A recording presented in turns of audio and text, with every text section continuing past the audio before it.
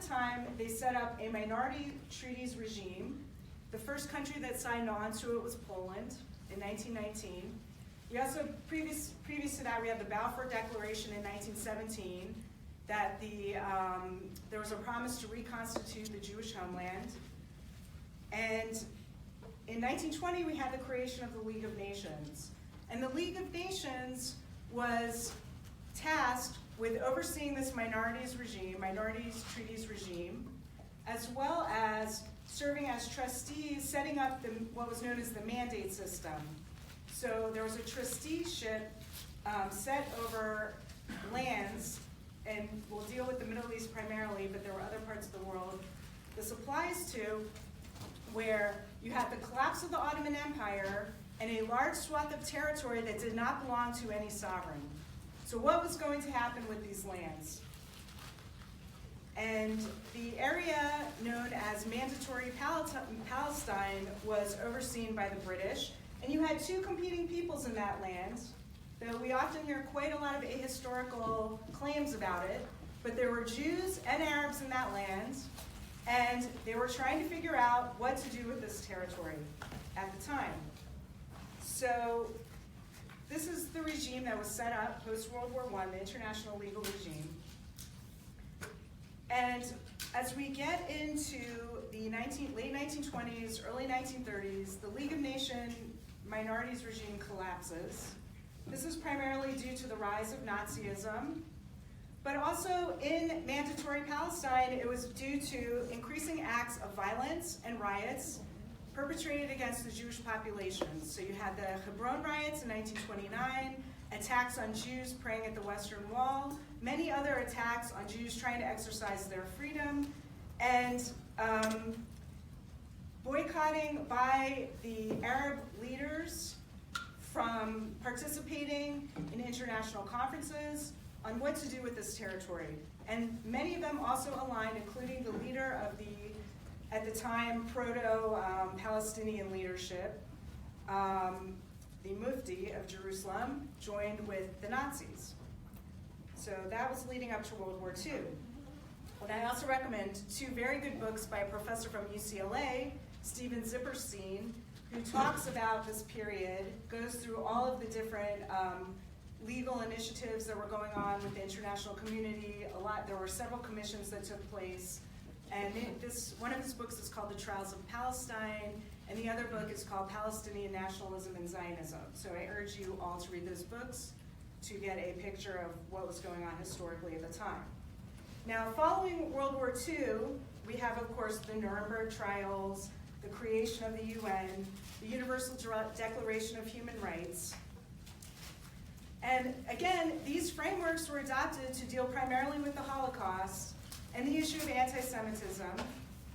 Also at that time, we had the UN set up what is known as the UNSCOP Commission to determine, again, what to do with Mandatory Palestine.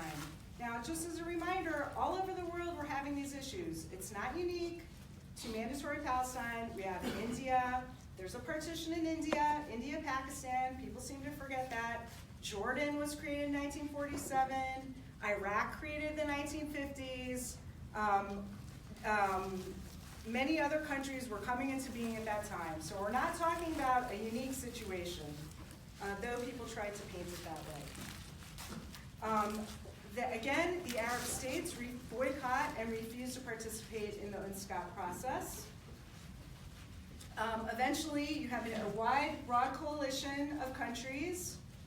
After many months of study, they travel to the area, they meet with people on all sides to discuss what happens. They come up with the partition plan. In 1947, this is adopted by the Zionist movement and rejected by the Arab states. Because at the time, there was no official Palestinian leadership. So people need to keep that in mind. Israel, war breaks out. The Arab states attack Israel after independence is declared in May 1948. And Israel, though, is then also admitted to the UN as a member state. But almost immediately, the Arab states that are part of the UN framework tried to exclude the nascent Jewish state from these frameworks established under the UN and engaged in other forms of boycotting immediately, like preventing Israel from joining regional blocs, which is how things happen at the UN. Other things that they did was set up sort of, I would call it kind of a selective system of international law, because we're dealing with Israel, that did not apply anywhere else. So a notable example of that is UNRWA, the refugee agency, which was set up in 1949. You may or may not be familiar, there's something called the Refugee Convention of 1951. There is the refugee regime overseen by UNHCR, the High Commission for Refugees. And instead, the Arab states basically forced the international community to set up this UNRWA regime, which is completely separate from the regular refugee regime. And again, it's not to help people resettle or to solve conflicts, but rather to maintain a political campaign to attack Jewish determination, self-determination, and Israel's legitimacy. So this happens right in the aftermath of World War II. Another important thing to note, however, is that at Israel's founding, Israel was not viewed as a colonial entity. In fact, Zionism was viewed as the original decolonization movement. And it enjoyed wide support regionally. African countries, South American countries, Asian countries, Northern American, European countries supported the creation of Israel. And many peoples of the world viewed Zionism as an inspiration for their own liberation movements. So again, this history has been erased and falsified by many people today who are pushing what we've heard about this decolonization narrative, settler colonial narrative. Now this began to change, however, in the mid-1950s. Why did this happen? Nasser came to power in Egypt and began promoting this vision of pan-Arabism and Arab nationalism. And we also have the Cold War dynamics coming into play. So Israel originally was not aligned really with either side in the Cold War. They actually had pretty warm relations with the Soviet Union. But in the 50s that changed and Israel became more closely aligned with France, England, and the United States. Also at this time, we begin to see within the Soviet Union there's increasing discrimination against its Jewish population. And as a means to quell dissent from the Jewish population in the Soviet Union, the Soviets began a mass campaign of anti-Zionist propaganda. And so the interests of the Soviet Union and the Arab world begin to converge. The Egyptians at this time had a very significant propaganda apparatus that primarily used radio, directed to Africa and the Asian world. You may have heard also of the Bandung Conference in 1955. But they used this propaganda apparatus through radio, print media, and NGOs, together with the Soviet Union, and began to spread this anti-Zionist propaganda. Now, in the 60s, the early 60s was the first time that they tried to codify this into human rights law. So in the early 1960s, at the UN, they began working on the draft of the Convention on the Elimination of Racial Discrimination. And again, as I mentioned, there was a huge wave of anti-Semitic attacks in the Soviet Union in the late 50s, early 60s. And so Brazil and the United States, as they're putting together this convention, at the beginning of the convention, they're listing prohibited forms of discrimination, racism, Nazism, apartheid, and so Brazil and the United States do an amendment to have anti-Semitism included as a prohibited form of discrimination. The Soviets, in retaliation, then posed their own amendment, which tries to include Zionism as a prohibited form of discrimination. And because of this, then basically what happened is because they made this egregious kind of equating of Zionism with Nazism in their amendments, basically in exchange for removing it, the US and Brazil removed anti-Semitism from this convention. Now, this propaganda campaign is continuing. It starts to ramp up a little bit more in the mid-1960s. You have the creation of the PLO, Yasser Arafat and PLO, 1964. And then things really come to a head after 1973. Not 1967, as many in this room might think. In 1973, we have the Yom Kippur War. And following that war, there was the Arab states imposed an oil embargo. And also around that time, you have the rise of figures like Gaddafi and Idi Amin. And they start courting the African world promises of development aid and also basically threatening them with cutting off their oil supplies if they do not start voting alongside the Arab states in the UN. And this is actually interesting because prior to 1973, Israel had very close ties with African nations. They had actually the second most diplomatic missions in Africa after the United States. But we have the 73 war, we have these dynamics, these geopolitical dynamics happening, and then there's what's known as the diplomatic break with Israel. So the African countries decide we're going to break ties with Israel, we're going to go side with the Arab countries. This comes to a head in 1975 at the UN General Assembly. They passed a resolution, 3379, equating Zionism to racism.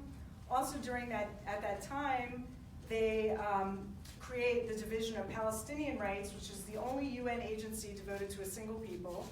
And again, it's essentially a propaganda agency pumping out anti-Zionist messages, attacks on Israel's legitimacy. And at the UN, basically these types of resolutions began proliferating. Why does that happen? Because if you have studied the voting patterns at the UN, you have two very significant blocks of countries. You have the Organization of Islamic Cooperation, 56 countries, and you have what used to be known as the non-aligned movement. Now it's known as the G77, but also it's really 123 countries now. It's not 77, but it's extensive numbers of countries that can basically win any vote. So even if you had all Western countries, let's say, aligned on an issue, it would be very difficult to win a vote at the UN. And that's just the reality of the voting blocks at the UN. My organization actually has accreditation at the UN, and I'm our UN representative, so I appear before many UN bodies each year, and I see these dynamics firsthand.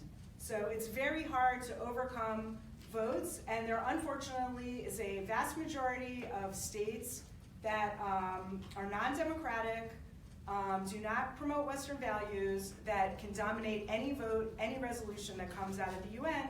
And we happened to see that this last week when they refused to condemn Hamas in the resolution talking about the October 7th and beyond conflict. Now, things began to change. So in 1991, the Zionism is Racism resolution is repealed. But again, we still keep seeing this type of rhetoric, even so, in many UN frameworks. But the real change happens in 2001. In 2001, the UN decides to have its World Conference Against Racism in Durban, South Africa. And this is quite notable because in Durban, as we all know, apartheid ended in the mid-1990s. So this was going to be a kind of celebration by the UN of the overcoming of apartheid and positing this plan of action to combat racism at the UN. And immediately, however, it became clear that this conference was going to be hijacked by an agenda, again, to delegitimize Israel and Jewish self-determination. The preparatory conference took place in Tehran, so Jews and Israelis were barred from attending this conference. The draft documents, there's very offensive language in the draft documents. So leading up to the conference, there was a lot of concern that this conference was going to be pretty much a disaster. The conference happens. I also just geopolitically want to remind everyone what was happening at the time of this conference, which took place at the end of August and early September 2001. Arafat rejected an offer for statehood at Camp David in 2000 and immediately launched his suicide bombing terror war. Okay, so that is the context. Geopolitically, we have suicide bombings happening everywhere in Israel. We have rejection of Camp David. And a few days, and what's happening at this conference? We start to see mass protests in the street, anti-Semitic signs, flyers, some of you may have seen these, a poster of Hitler, this was very prominent, poster of Hitler. What would have happened if I would have won? There would be no Israel. Sounds very familiar to some posters we've been seeing in the past few weeks, doesn't it? So we see from this conference, there's the adoption of, it's supposed to be a human rights conference, adoption of anti-Semitic rhetoric and overt delegitimization and calls for Israel's elimination. That's what Durban is known for. People who were there write about it. It is known as a scourge on the UN, one of the worst discrediting events of the UN. US and Israel walked out of the conference. The EU was about to walk out. What happened at the last minute, though, they did a deal with, and basically got some of the offending language taken out of the official resolution from the conference. But what happened to that language is it got migrated into an NGO forum document. So the NGOs, about 1,500 NGOs were having a simultaneous conference alongside the official conference. And that language was migrated into the NGO document. And again, similar dynamics at the NGO forum. Jews and Israelis are barred from many events. Several of my friends were at this conference and experienced it firsthand. Again, very offensive flyers and other language being disseminated. And we have in the draft, the resolution from the NGO conference, we have things like Israel is, a unique violator of international law. It's a unique brand of apartheid. It's unique crimes against humanity. So we're already setting up Israel, and we're not talking just about 67. I want to make that clear. It was not just talking about the West Bank and Gaza. They weren't just talking about that. They were talking about Israel's elimination, Israel's existence as a whole within any boundary. And so what was unique is for many decades, you had this campaign being led by states, now being adopted by human rights NGOs. And the big groups were there, Amnesty International, Human Rights Watch. Many of these groups were there, were all taking part of this farce. And so we begin to see this fusion of Soviet propaganda, Arab nationalist rhetoric, taking hold within the human rights community and starting to disseminate and proliferate over the next 20 years. So what has that looked like?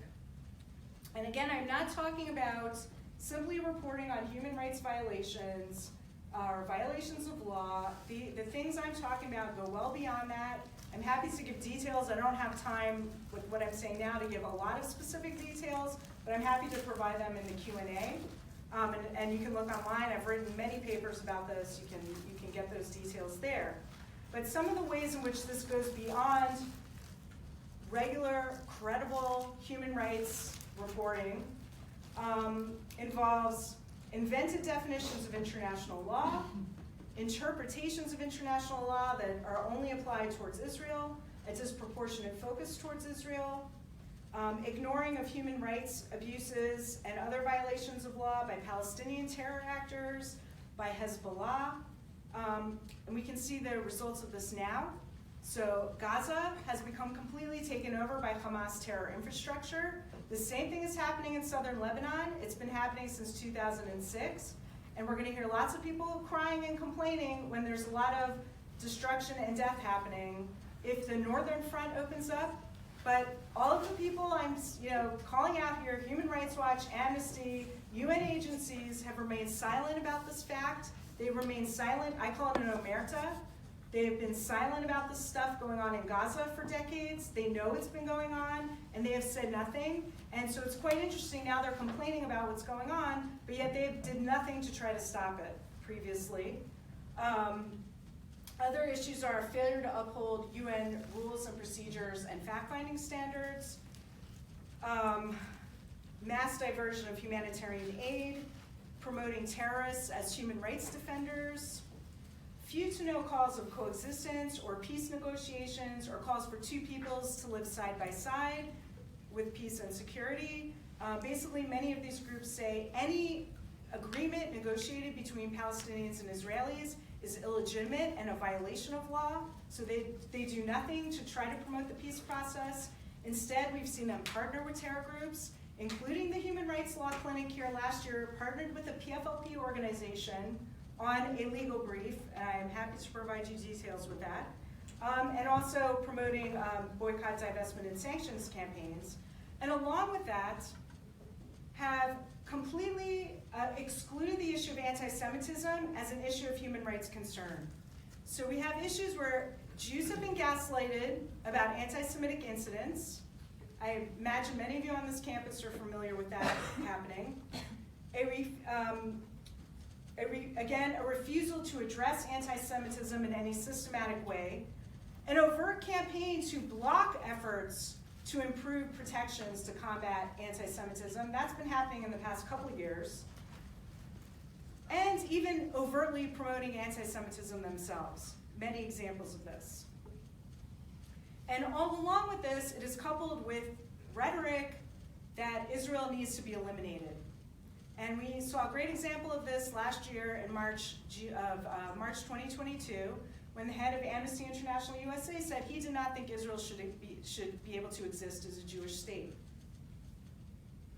So this leads up to what happened on October 7th. One of the worst massacres in recorded human history, certainly going back, hearkening the evils of the Holocaust. In modern times, going back to the genocide of the Tutsis in Rwanda. And almost immediately after this massacre, these atrocities have been erased, minimized, or even denied by the human rights community. There's very little discussion about it.